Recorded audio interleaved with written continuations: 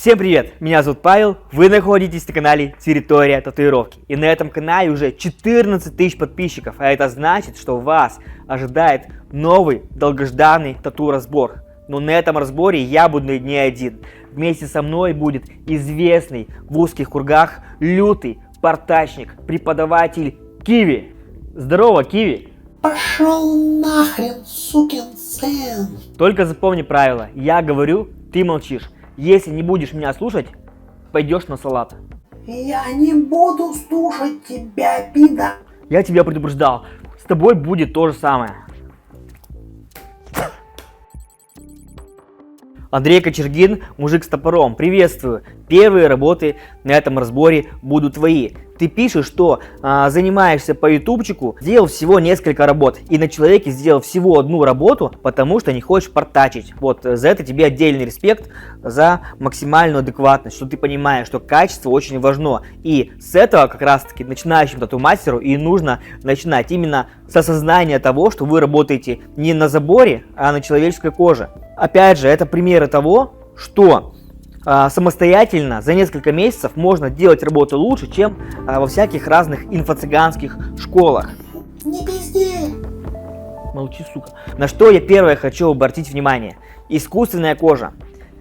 Цветную татуировку вкрасить очень непросто, тем более на искусственной коже.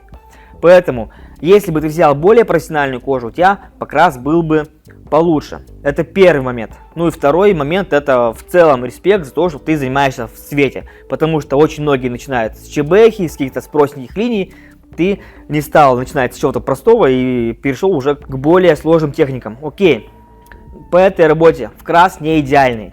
Я рекомендую, можешь посмотреть еще, пересмотреть видео по покрасу. Может быть, у тебя он будет получаться более плотным. Потому что пока что есть проплешинки. Далее, если мы посмотрим на эту работу, опять же, немножечко издалека абстрагируемся, в принципе, маска читается. Но чтобы она читалась еще лучше, что не хватает?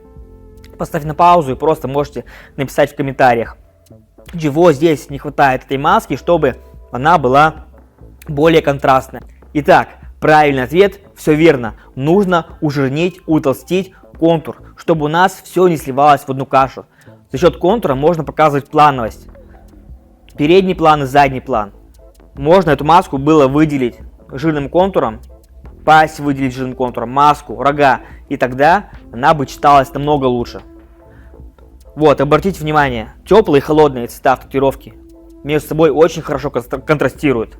Маска хорошо выделяется. Не хватает только толстых линий для того, чтобы показать плановость и объем.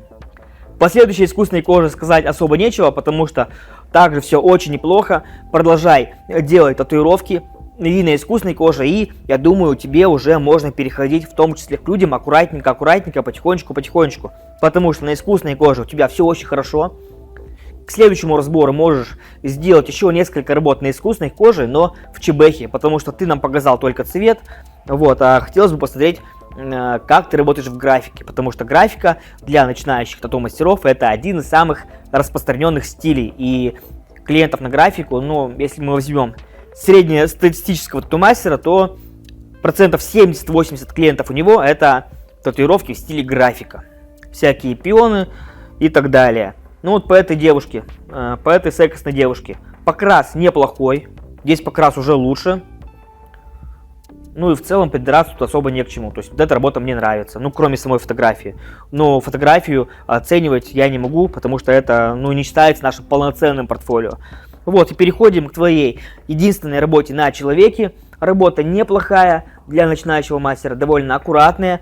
Придраться тут особо не к чему.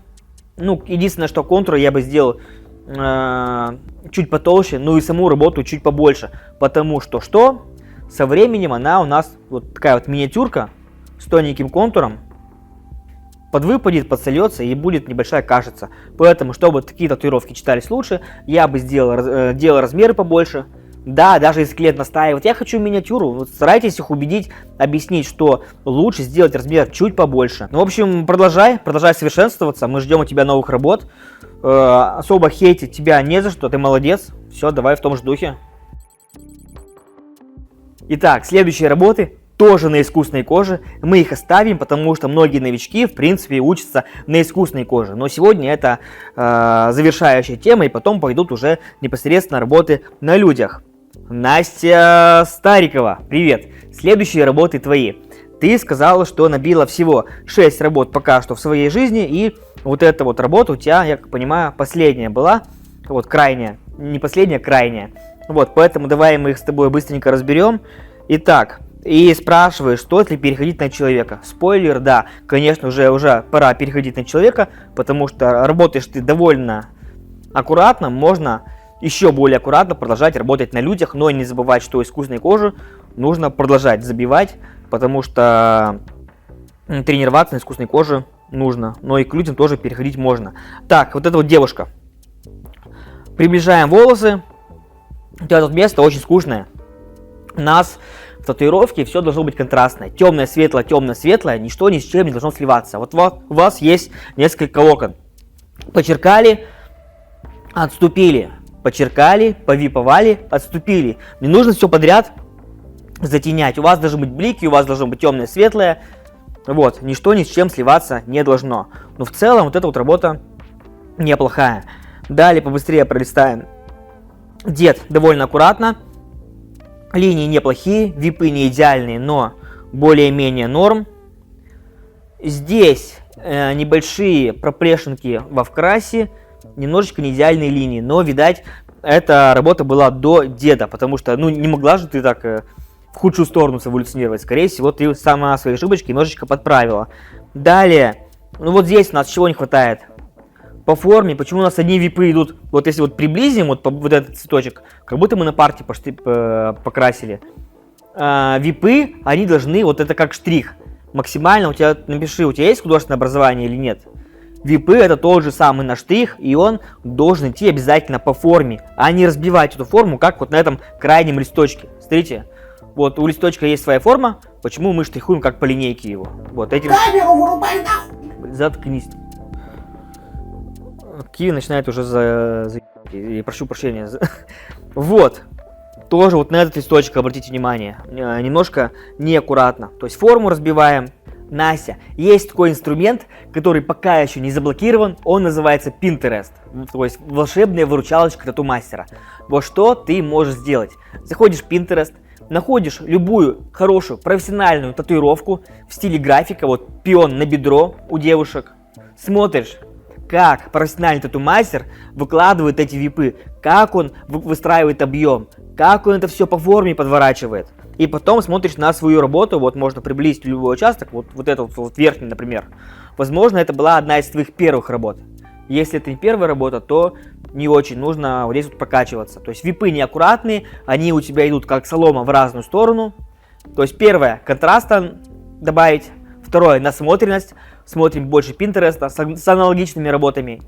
И третье, випуем аккуратнее и обязательно все по форме. У нас випы не могут быть как солома. Обязательно по форме и аккуратно. Следующая твоя работа.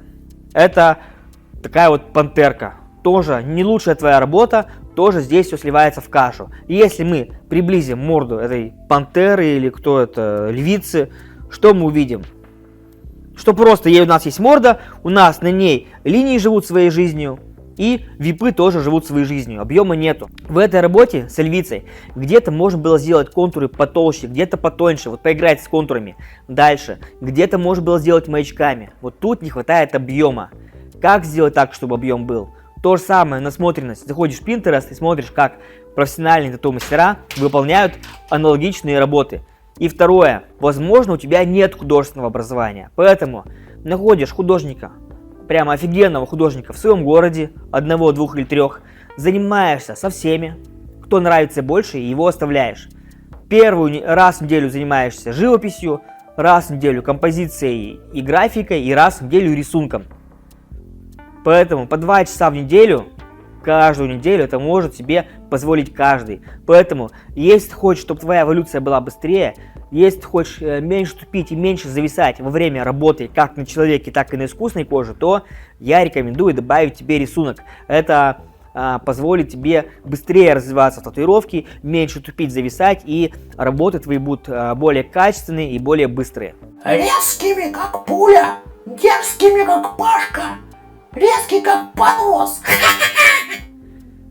За 7 дней тату-мастером не стать. Это все вранье, это инфо-цыганское вранье, потому что за 7 дней вас могут взять только 140 или 200 тысяч, но при этом ничему вас не научить. Несмотря на то, что в сообществе может быть написано: сделаем мы вас с нуля тату-мастера за 7 дней. Это также все вранье, не стоит вестись на инфо-цыганские уловки. Думайте своей головой, а не... Прежде чем начать следующий разбор, я хотел бы обратиться к тату-студии «Лидер», филиалы которой есть в Москве и в Омске, а также в этих студиях есть тату-школы, на базе этих тату-студий. На что я обратил внимание? Большинство мастеров этой студии делают очень и очень крутые работы. Многие из них побеждают на тату-фестивале. А что я еще заметил?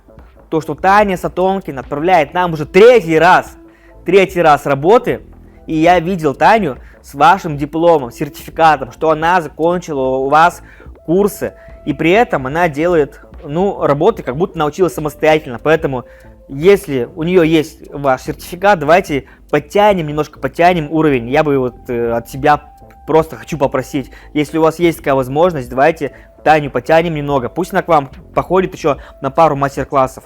Мне кажется, что немножечко, чуть-чуть не досмотрели. Потому что у мастеров очень хорошие работы, вы можете реально дать какую-то базу, информацию и знания для Тани. Таня, и вот что я считаю в очередной раз. Спасибо тебе, что ты всегда с нами, что ты отправляешь нам работы на разбор, на что следует обратить внимание. К сожалению, твои работы по-прежнему, мягко говоря, не безупречные. На всех работах одна и та же ошибка – это не безупречные контуры. Я не могу понять, на самом деле, почему происходит так. Нужно просто брать и смотреть. Я рекомендую, если есть возможность, в этой школе «Лидер», чтобы тебя проконтролировали, посмотрели. Ты скажи, что у меня работа не идеальная, можете просто какое-то занятие мне организовать, просто какую-то консультацию дать, посмотреть, как я веду линии. Потому что, с линиями реально проблемы, надо что-то делать. А чтобы понять, чтобы устранить эту проблему, надо посмотреть, что именно ты делаешь. Возможно, ты кожу плохо тянешь, скорее всего, проблема в этом. Либо у тебя плохая фиксация рук. Ладно, перейдем к твоей первой работе, из тех, что скинула ты нам на разбор. Эта работа, по сравнению с другими, относительно неплохая, потому что здесь неплохой размер, более-менее нормальный вкрас. Что бросается в глаза? Это у нас с тобой что? Перекрытие. Задача перекрытия – закрыть старую татуировку.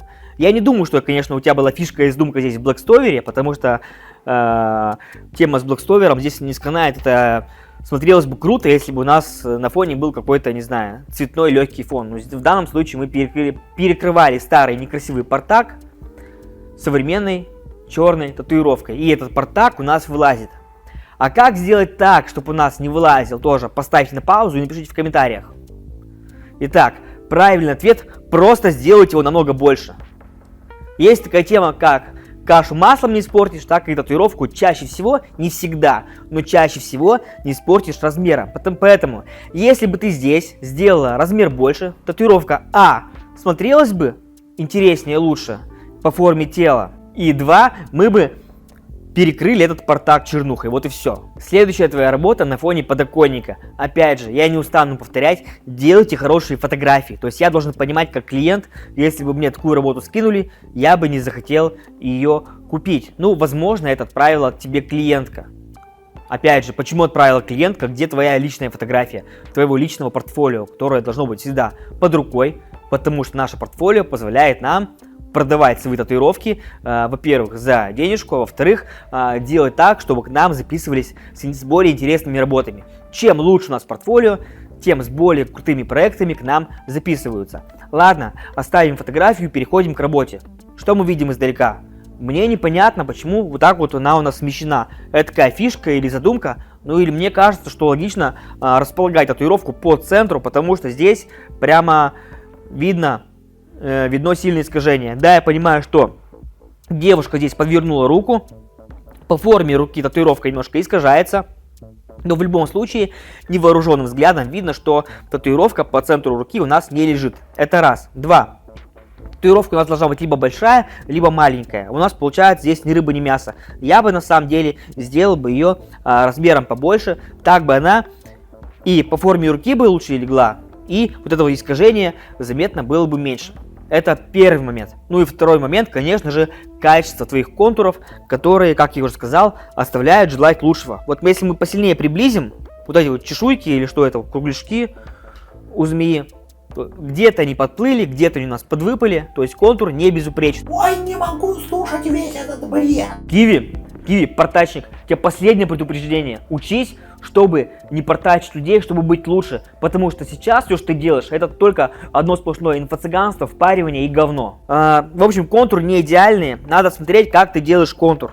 В целом, эта работа, вот что-то вот даже в ней есть такого... Вот, видно, что ты стараешься, что ты хочешь научиться, но немножечко не хватает. Нужно проконтролить твой контур. Потому что работа зажила плохо, но могла бы на самом деле зажить еще хуже. То есть тут такой среднячковый показатель. Видно, что нигде ты слишком сильно не перебила, не перетравмировала. Подплытий нет, это уже радует, это уже хорошо. Ну и следующие работы можно приложить рядом. Одни и те же ошибки. Плохая фотография. Ужасная фотография на фоне какой-то плитки, как в туалете сфотографировали. Какая-то синева на фотографии. Ну, короче, фотографии у тебя плохие. Начни хорошо делать фотографии. Это раз. И два. Это как бы какой-то закос под авторский стиль, или расскажи, как это работает. Или это просто эскизы из интернета. Ну, в общем, с контуром все плохо, особенно на этой мышке это заметно. Поэтому, если устранишь проблемы с контуром, у тебя в целом все работы будут хорошие. Подытоживаем все вышесказанное. Фотографируй, пожалуйста, хорошо. И поработай над контуром. Приди к ней в студию, покажи, вот скажи, вот немножко меня не доучили, если честно. Потому что вот, я заплатил денежку, получил сертификат, контур у меня не идеальный. Помогите мне, пожалуйста, проработать контур. Не отдельно за доплатой за занятия, а именно вот они должны вот за те деньги, которые ты заплатила, показать результат. Пока что результат эта школа тебе не дала, на мой взгляд. Ну а тебе вообще никто не дает. Вот слушаете, вы сидите здесь его. А хули он не лучше вас? Работы свои покажи, бородатое чмо. Сука, я тебя предупреждал молчать. Сука, блядь!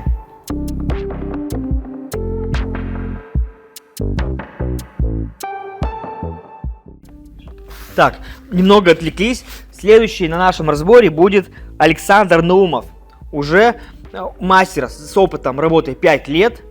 Как правило, мы такие работы не разбираем, потому что у Александра уже, в принципе, все хорошо. Но на его примере можно показать, как нужно набивать татуировки. То есть для 5 лет это очень неплохой результат.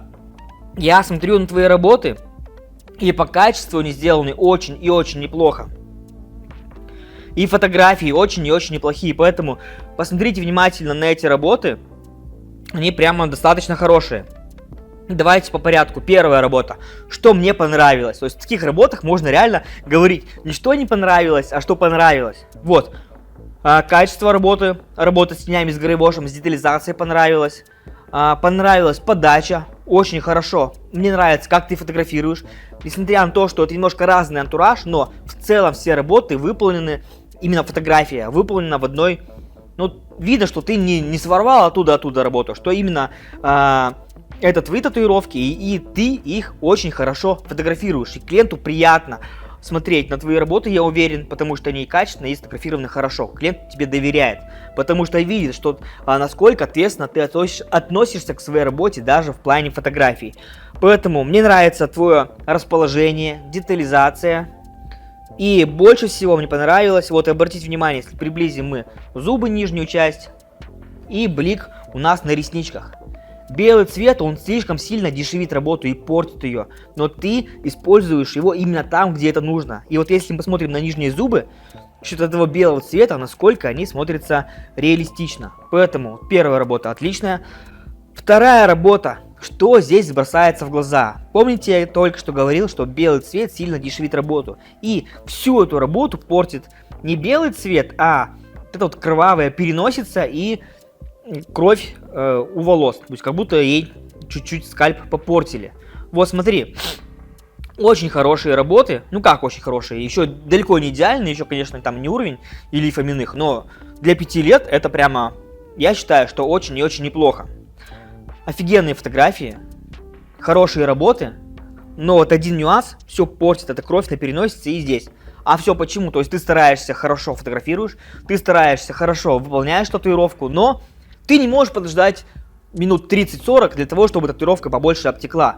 Поэтому в данном случае вот тоже приближаем палец окровавленный, вот этот окровавленный палец, он тут лишний. То есть нужно было подождать чуть подольше, чтобы кровь пообтекала.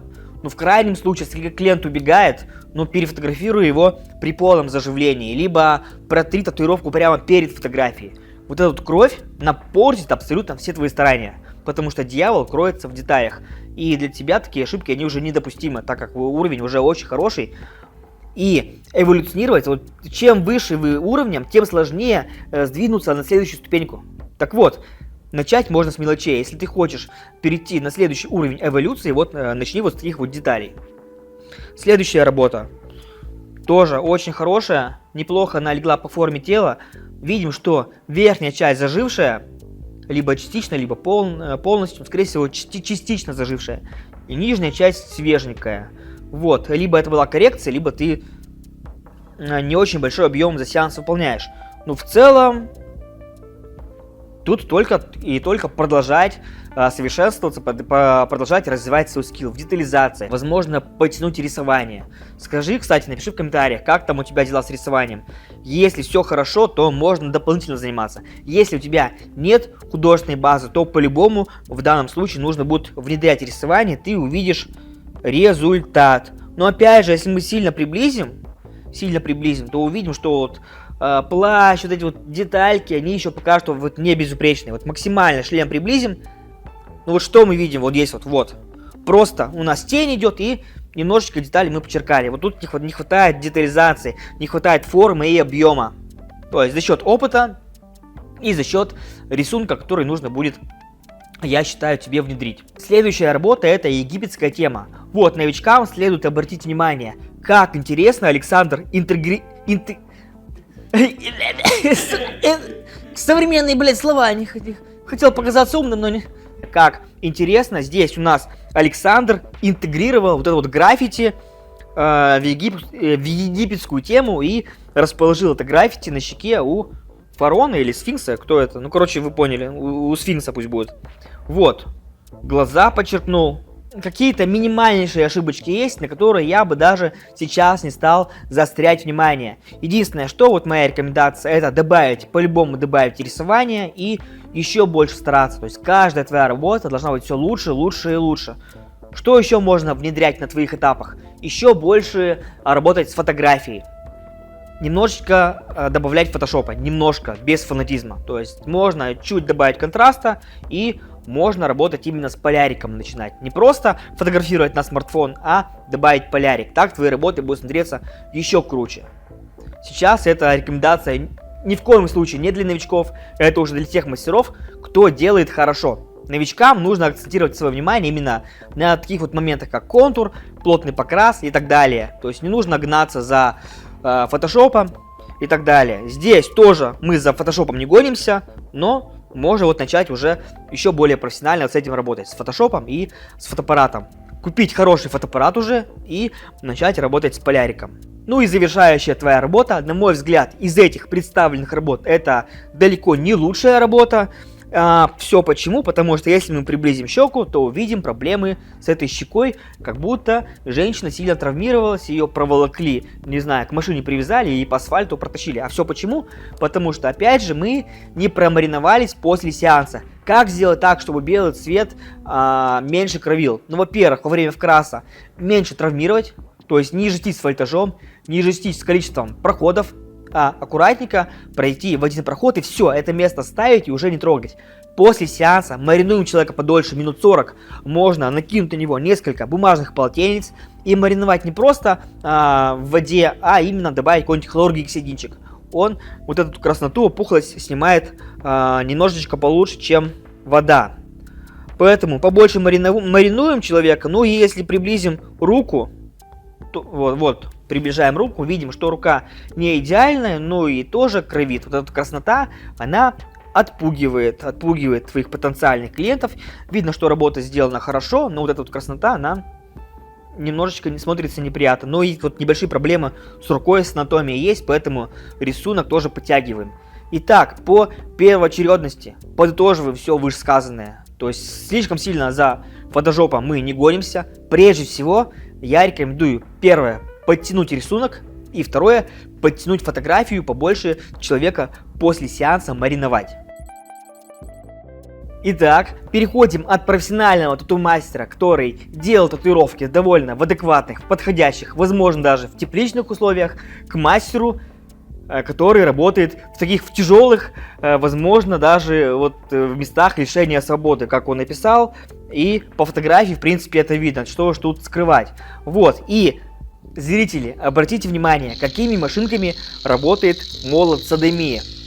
Мы видим, что машинки максимально кустарные, но насколько здесь человек запарился, то есть он потратил огромное количество времени, чтобы сделать этот вот шедевр.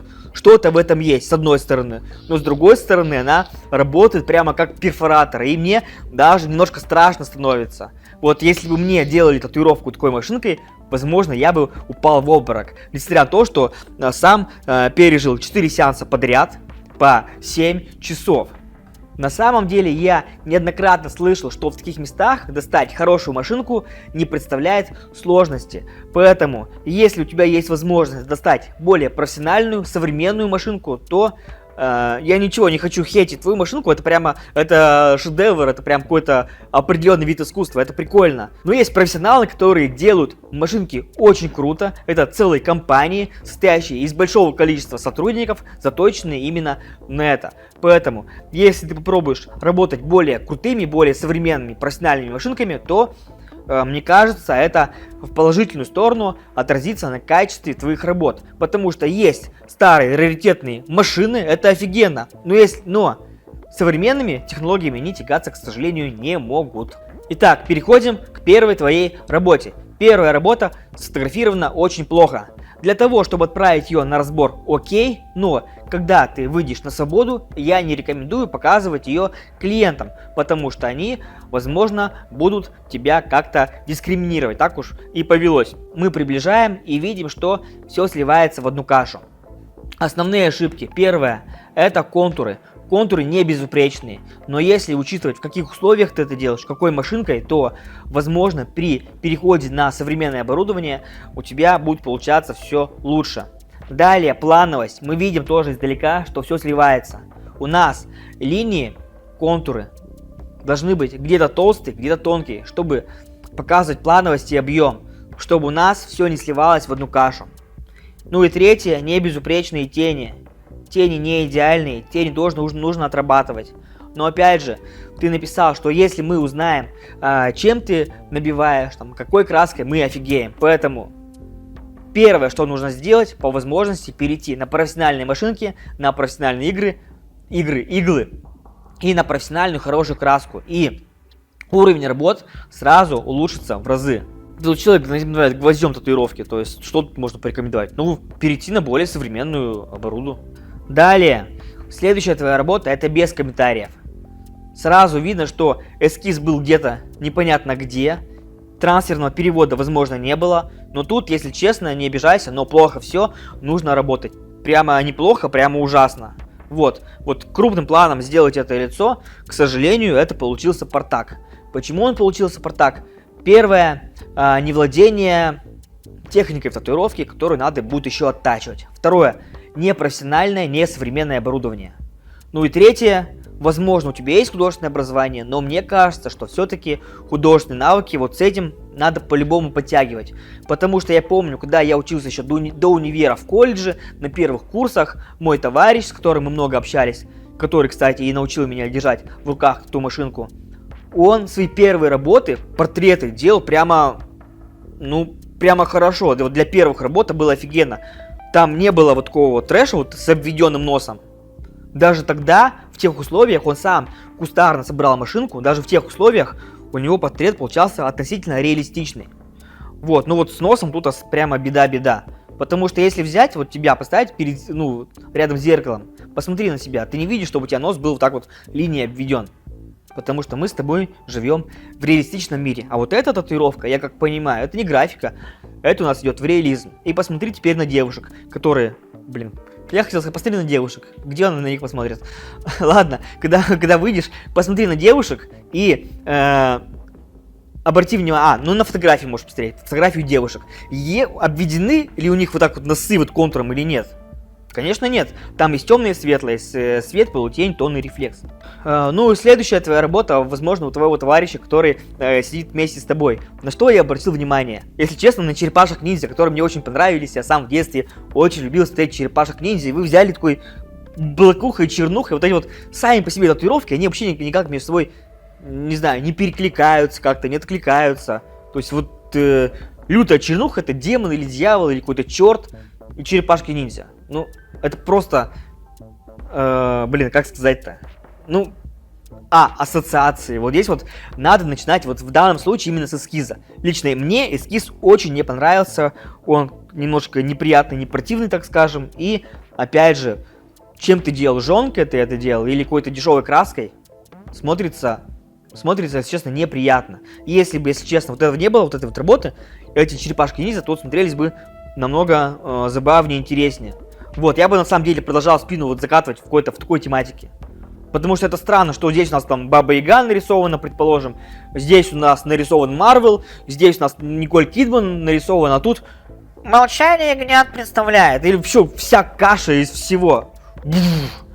Вот, первое, это выбор эскиза. Второе, как я уже сказал, это пигмент, которым ты делаешь, некачественный, непрофессиональный. Ну и третье, ну что, ну плохо, просто плохо. Итак, молот садомии. Я, если честно, не разбираюсь в условиях, в которых у вас происходит вообще вот работа, вот в этих вот местах лишения свободы. Я не знаю, что можно проносить, что там нельзя проносить, но скорее всего можно. Поэтому, если у тебя есть возможность заказать более профессиональное оборудование, если есть какая-то денежка, то я бы на самом деле это сделал.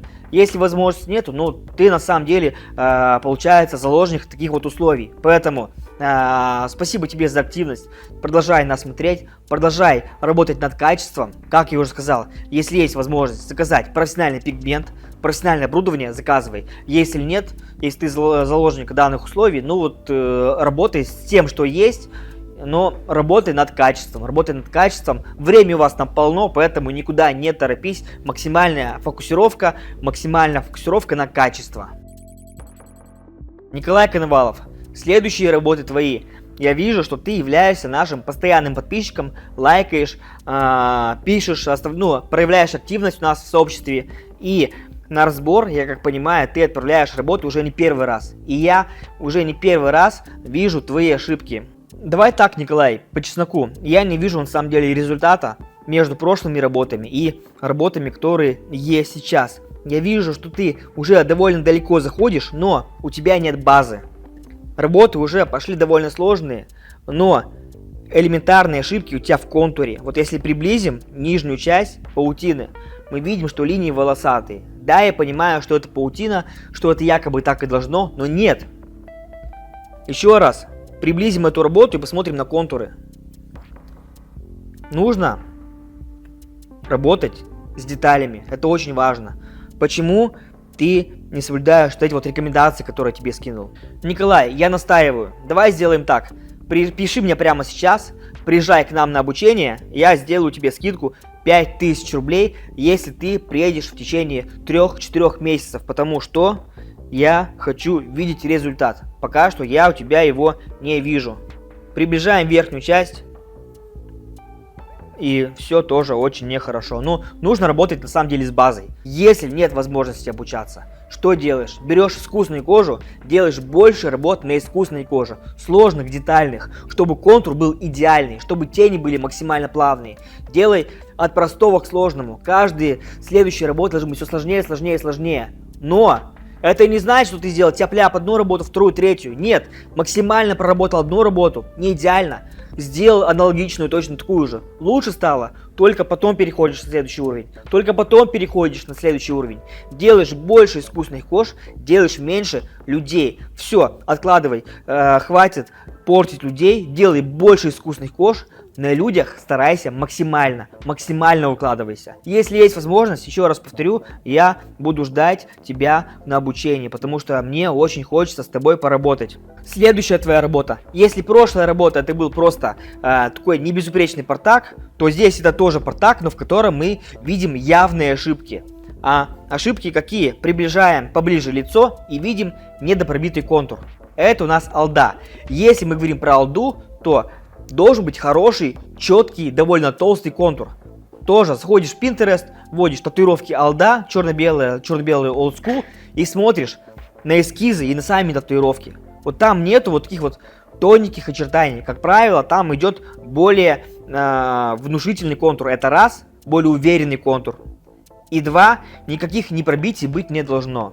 У тебя, кроме того, что контур скачет, прыгает, вот опять же вот на этот ободочек или косынку посмотреть, что это. У тебя линии, они между собой живут своей жизнью. Вот, и линии, опять же, приближаем лицо, контур недопробитый. Далее, что еще?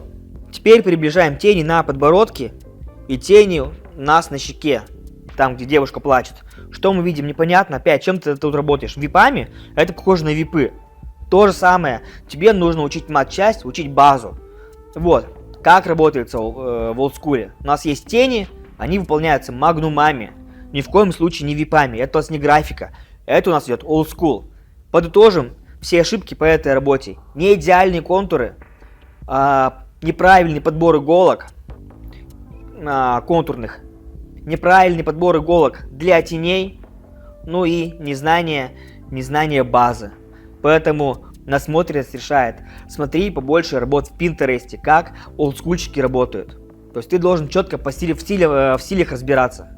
То есть не надо делать олдскул, пробовать на олдскуле делать випы. Потому что знающие мастера или даже клиенты, которые более-менее разбираются в татуировке, могут за это даже засмеять и захейтить.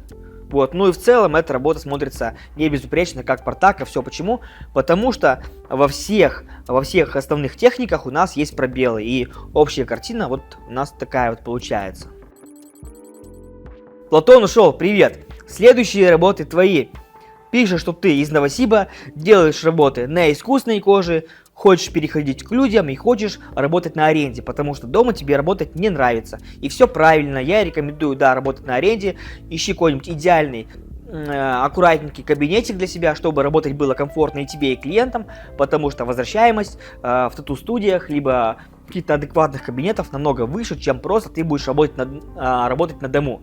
Доверие к тебе будет намного выше, если ты будешь работать в рамках тату-студии. И тем более сейчас есть довольно неплохие условия, как правило, в тату-студиях. С тебя не берут месячную плату, с тебя берут четкий процент за аренду помещения на один день, там, либо на один сеанс коротенький. Вот это прикольно. Переходим к твоим работам. Первые две твои работы по твоим авторским эскизам. Опять же, неизвестно, насколько они авторские. Ты сам их полностью от руки нарисовал или сделал коллаж, там, воткнул, взял этих змей, взял портрет и поставил. Непонятно. Но если это авторский эскиз, за эскиз, ну, 4 с плюсом, либо 5 с минусом, потому что вот этот участок, он немножко скучноватый. Но если это сильно докапываться. Если мы говорим про качество работы, это очень и очень неплохо. Сколько ты работаешь? Сколько работаешь? Ну, сделал буквально несколько работ. Вот для начала это прямо очень хороший показатель. Не идеальные, но неплохие тени. Не идеальный, но неплохой покрас. Тоже ты вот работаешь с контуром, это живые линии. Если приблизить, это очень хорошо.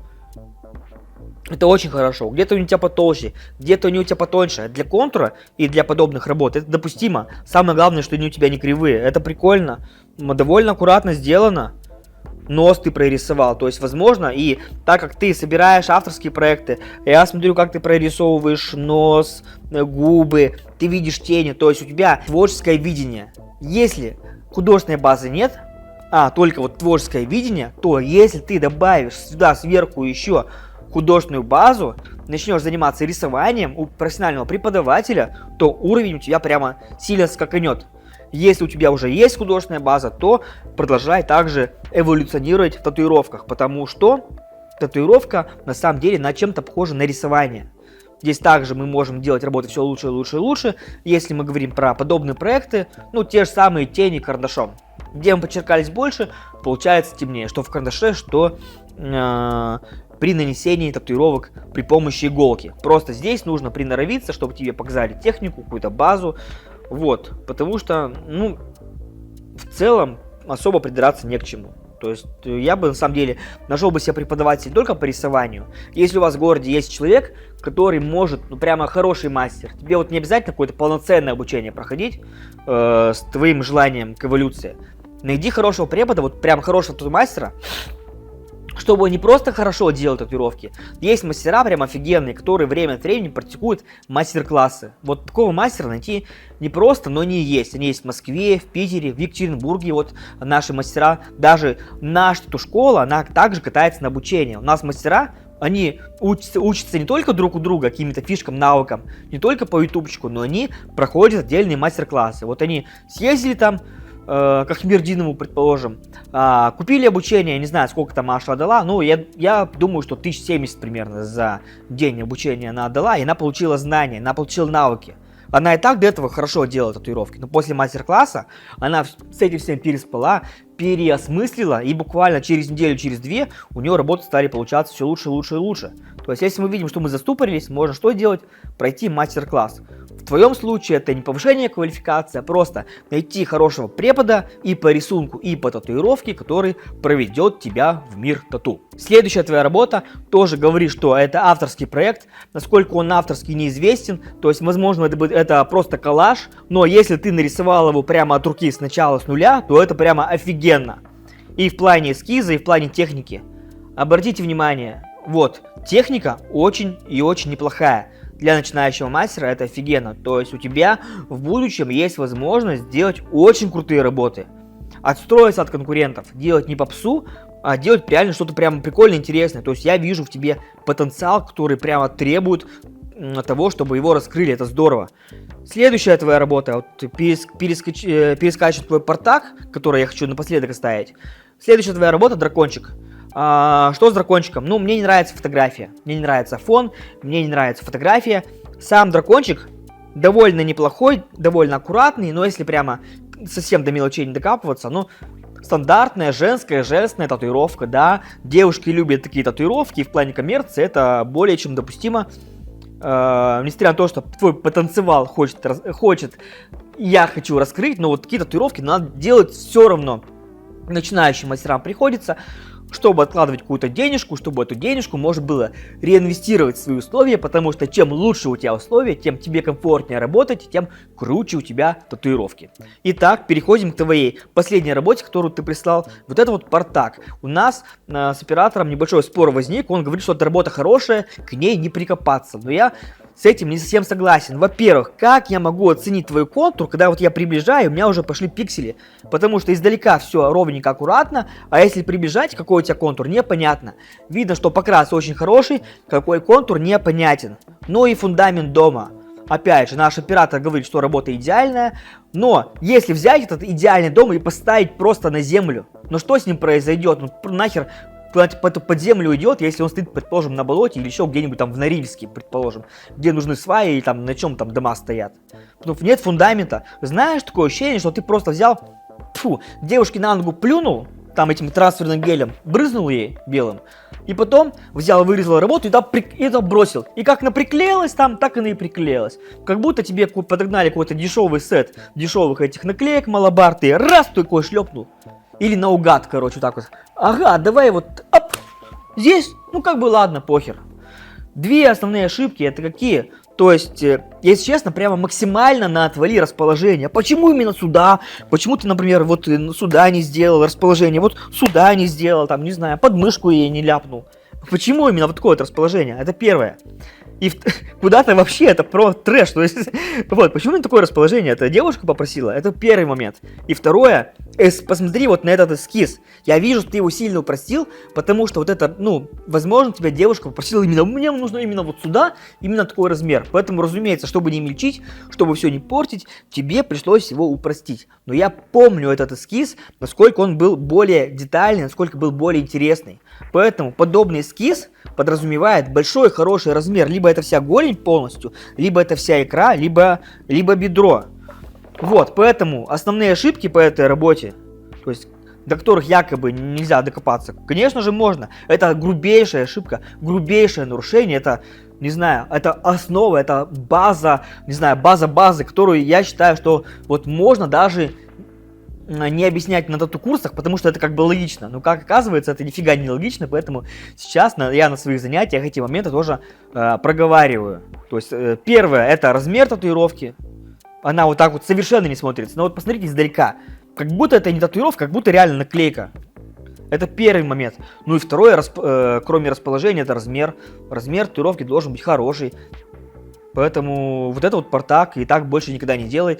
И очень хорошо, что есть такая рубрика у нас, которая позволяет вам не портачить людей, а людям не ходить с портаками. Что еще? Ну, где-то ее на кровати, там, бросил девушку голую на кровати, сфотографировал. Ну, тоже сомнительно. Можно же просто аккуратненько у стеночки поставить и сфоткать.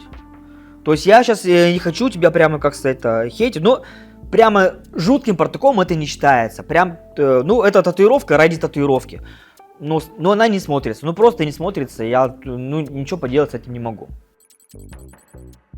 Владимир Леоневский. Следующие работы твои. Помните, я говорил, что по ютубу можно научиться намного лучше, чем у инфо-цыган. Это не потому, что по ютубу у вас будут безупречные идеальные знания, а потому что инфо-цыгане забирают у вас деньги и просто очень-очень хреново учат. Они в этом некомпетентны. В случае с Владимиром Леоневским, к сожалению, по ютубчику научиться нельзя. Потому что Владимир пишет, что занимается татуировкой уже около года и учится по ютубу. Вот, Владимир, я очень жалею на самом деле, что мы не записали разбор с твоими работами год назад, чтобы запортаченных людей было меньше.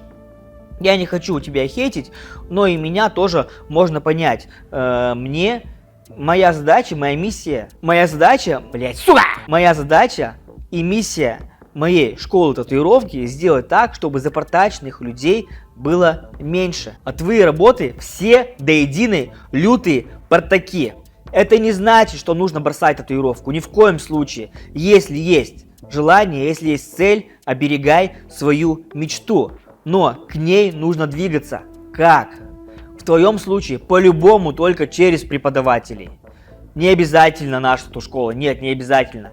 Найди любую хорошую тату-школу, не коммерцию, посмотри внимательно, не коммерческих, не экспертных каких-то мастеров, а найди реальных профессионалов, кто реально сможет научить тебя делать татуировку. Пусть за деньги, да, пусть ты потратишь время, потратишь деньги, но ты научишься делать татуировки, это раз. И два, найти преподавателя по рисунку. В твоем случае это тоже крайне важно. И рисунок, и татуировка. Рисунок занимайся хотя бы пару часов в неделю, но преподавателя по татуировке найти тебе очень важно, крайне важно, потому что вот сейчас берем твои работы, максимально прикладываем, растягиваем, чтобы все, кто смотрел это видео, увидели твои ошибки, и они не дадут мне соврать. С такими работами, пожалуйста, все, я рекомендую отложить людей и делать больше работ на искусственной коже. Когда они будут получаться уже более-менее, потихонечку можно возвращаться. И это очень прикольно, что у тебя есть клиенты, значит ты уже имеешь какие-то начальные навыки по продажам. То есть ты умеешь как-то разговаривать с людьми, как-то рекламировать свои услуги. Но, к сожалению, пока что запортаченных людей от тебя выходит очень много. И твоя задача, наша задача общая, сделать так, чтобы этих клиентов было поменьше. Поэтому, да, вот именно. И когда ты уже станешь делать более-менее татуировки, когда не получается все у тебя все лучше, тогда уже можно работать на качество. Я своим выпускникам говорю, что в современном мире, к сожалению, нельзя прорваться среди вот этот вот туман войны, среди огромного количества конкурентов только за счет качества. Сейчас нужно работать и на качество, и на количество. Казалось бы, это вообще возможно работать сразу и на качество, и на количество? Да, херачьте как этот негр в фильме «В погоне за счастьем». В первые 1-2 года это будет непросто, но у вас обязательно все получится. Но в твоем случае работай прежде всего на качество, а потом уже на количество. И количество внедряй не в людях, а именно в искусственных, измеряй не в людях, а в количество искусственных кож. У тебя должна вот такая вот стопка накопиться. Кстати, смотри, ты из Санкт-Петербурга. В Санкт-Петербурге есть очень хорошие профессиональные тату-мастера, которые могут тебя научить. А также в этом городе есть профессиональные хорошие тату-школы. Это не какой-то маленький деревенский город, а это реально большой город с большим количеством и тату-школ, и профессиональных мастеров. Да, вот если мы говорим про хорошие тату-школы, ну, я думаю, что их там единицы, но я уверен, что найти их там более чем возможно. Владимир, смотри, я, к сожалению, сейчас не могу разбирать твои ошибки, потому что ошибки на данный момент у тебя полностью, все техники, и маячки, и контур, и тени, все что угодно, у тебя одни сплошные ошибки, это какой-то нескончаемый поток вот этих взаимосвязанных косяков, и общую картину мы видим, ну, это лютые портаки. Единственная более-менее работа у тебя, более-менее работа, до которой нельзя прямо сильно придраться, это момент умора. То есть, ну, татуировка и татуировка. Да, она не идеальная, но ее прямо нельзя считать лютым косяком. Более-менее ты нормально ее расположил, ну, неаккуратно, но более-менее ты с ней поработал. Все остальное, вот сейчас мы видим на экране, если это приблизим, увеличим, это лютая трешатина, это лютые портаки, и я их называю портаками не чтобы ты бросил татуировку, а чтобы ты начинал делать лучше. Поэтому два момента, которые нужно внедрить: пройти обучение у профессионалов, даже пусть это будет за денежку, пусть это будет энерго, время и финансово затратно, ничего не поделаешь. И второе, подключаешь преподавателя по рисунку. Не нужно ездить в художку каждый день, занимайся хотя бы, как я уже говорю, раз в неделю. Рисунок на этой неделе, на следующей живопись, и потом в следующей неделе композиции, так по кругу. И это единственная формула, по которой ты можешь прокачаться. Насчет прокачки, я заметил, что ты занимаешься боевыми искусствами. Вспомни себя на первых тренировках, у тебя тоже что-то не особо получалось, ты много пропускал, был далеко не лучший в зале, проигрывал в боях, и сейчас ты показываешь совершенно другой результат. И к этому ты пришел за счет длительной, кропотливой работы, за счет крови и пота. Здесь примерно все то же самое. Будет желание эволюционировать, будет результат. Делай хорошо, и все получится. Еще небольшая пометка. Вот через такую формулу, связь с преподавателем по татуировке, связь с преподавателем по рисованию, кто занимается и татуировкой, кто занимается и рисованием, у них все получается, это без исключений, эта формула работает на всех. Я не хочу именно тебя к этой формуле привязывать, к любой начинающий тату-мастер, если будет использовать эту формулу, заниматься с преподавателем и по рисунку, и по татуировке, все со временем получится. Разумеется, вы не всю неделю с ними занимаетесь каждый день. У вас время остается свободное. Вы не письку в это время лимоньте, а прокачивайтесь. То же самое, что вам дал препод по рисунку. Поставили дома мольберт, взяли, то же самое нарисовали. Что вам сказал препод по татуировке на искусственной коже? Взяли, аналогичную работу дома самостоятельно выполнили. Итак, ребята, наш разбор на 14 тысяч подписчиков завершен. Я надеюсь, что он вам реально помог, что количество запортачных людей будет уменьшаться, а количество людей с хорошими татуировками за счет наших разборов будет все больше, больше и больше. Следующий разбор будет на 16 тысяч подписчиков.